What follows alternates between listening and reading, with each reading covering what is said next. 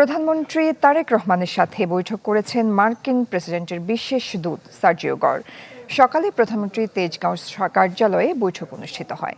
এই সম্পর্কে সংবাদ সম্মেলনে প্রধানমন্ত্রীর কার্যালয়ের মুখপাত্র জানান, বাংলাদেশের রাজনৈতিক স্থিতিশীলতায় সন্তোষ প্রকাশ করেছেন সার্জিও গর।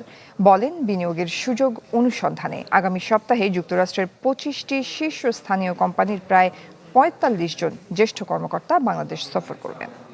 দর্শক, এই নিয়ে আরো বিস্তারিত খবরাখবর জানাতে বার্তা কক্ষ থেকে আমাদের সাথে যুক্ত হচ্ছেন সহকর্মী মোর্শেদ হাসিব।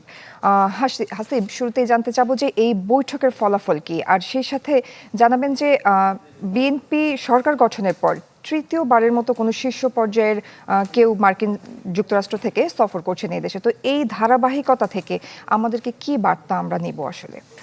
জি, এই ধারাবাহিকতাটা ধরে নেওয়া যায় এটা একটি ইতিবাচক বার্তা, কারণ বৈঠকের পরে উভয় পক্ষ থেকে কিন্তু ইতিবাচক মন্তব্য করা হয়েছে। সাধারণত আমরা অতীতে দেখেছি, যখনই যুক্তরাষ্ট্রের সাথে সরকারের টানাপোড়েন হয়ে গেছে সেটি কিন্তু তাদের বার্তায় স্পষ্ট ছিল, কিন্তু এইবারের ক্ষেত্রে কিন্তু সেটা আমরা যে জানতে পারছি ইতিবাচক, অর্থাৎ উভয়ে বৈঠক করে ফলপ্রসূ একটা জায়গায় আসতে পেরেছে। কারণ হচ্ছে কি, আলোচনাটা উভয়ের পক্ষে, মানে বাংলাদেশ দাবি করতে পারে বাংলাদেশের পক্ষে লাভ হয়েছে, যুক্তরাষ্ট্র দাবি করতে পারে তার পক্ষে লাভ হয়েছে।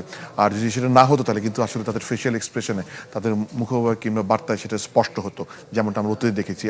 আপনি যেমনটি বলছিলেন যে এটি আসলে তৃতীয় শীর্ষ কোনো নীতি নির্ধারকের সফর, তবে এই সফরটি অন্যান্য সফরের থেকে একটু আলাদা এই কারণে যে সার্জিও গোর এই ভদ্রলোক ডোনাল্ড ট্রাম্পের মার্কিন রাষ্ট্রপতির বন্ধু। ফলে হ্যাঁ, তা অবশ্যই তার একটা সরকারি দায়িত্ব আছে কিংবা সরকারি চাকরি আছে, এর বাইরেও কিন্তু সে ডোনাল্ড ট্রাম্পের বন্ধু, যেমনটা আমরা অতীতে দেখেছি পিটার হাস ডোনাল্ড লুর বন্ধু। ফলে সেখান থেকে তার একটা বাড়তি সহযোগিতা ছিল। তো এই বাংলাদেশ থেকে তিনি যা দেখলেন শুনলেন, তিনি সরাসরি ডোনাল্ড ট্রাম্পকে রিপোর্ট করবেন। সেই জায়গাটা একটা বড়, বাংলাদেশ যদি লেভারেজ নেওয়ার চেষ্টা করে থাকে সেটা একটা জায়গা হতে পারে। আর দ্বিতীয়ত, এর আগে আমরা ব্রেন্ডন লিঞ্চের সফর দেখেছি, এর আগে আমরা পল কাপুরের সফর দেখেছি। বাংলাদেশ অনেকে বলছে চীনমুখী হয়েছে, কিন্তু আমরা যখন যুক্তরাষ্ট্র থেকে যে সফরগুলো হচ্ছে সেগুলো দেখি, সেগুলো কিন্তু আবার এক ধরনের বার্তা দিচ্ছে যে বাংলাদেশ এক ধরনের ব্যালেন্স কূটনীতি করার চেষ্টা করছে। সবকিছু মিলিয়ে সার্জিও গোর যাওয়ার আগে তিনি একেবারে কথা বলার কথা ছিল না। তিনি যেটি বলে গেছে সেটা হচ্ছে তার সফরটি সফল হয়েছে, আলোচনাগুলো দারুণ পরিবেশে হয়েছে এবং দুদেশের সম্পর্ক এগিয়ে নিয়ে যাওয়ার ক্ষেত্রে এই আলোচনা সামনের দিকে ভূমিকা রাখবে।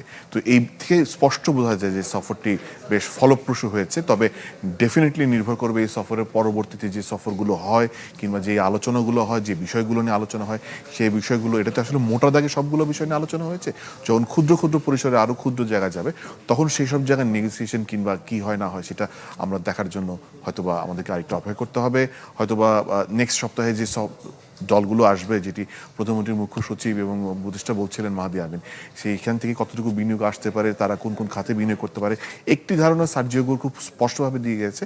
প্যাক্সিলিকা হচ্ছে যুক্তরাষ্ট্রের এআই এবং প্রযুক্তি বিষয়ক একটি কোয়ালিশন কিংবা একটা জোট, যে জোটে তারা বাংলাদেশকে চায়। তো সেই জায়গাটা হয়তো একটা নতুন জায়গা হতে পারে, যে শুধুমাত্র বাংলাদেশের সাথে বাণিজ্যই নয়, বাংলাদেশে আগামীতে প্রযুক্তি এবং এআই সেই জায়গায় বন্ধু হিসাবে তারা দেখতে চায়। তো একই সঙ্গে আমরা এটাও বলতে পারি যে বাংলাদেশকে এই একই জায়গায় আবার চীন তাদেরকে পাশে চায়। সো এখানেও কিন্তু একটা নতুন প্রতিযোগিতার আভাস আমরা পাচ্ছি।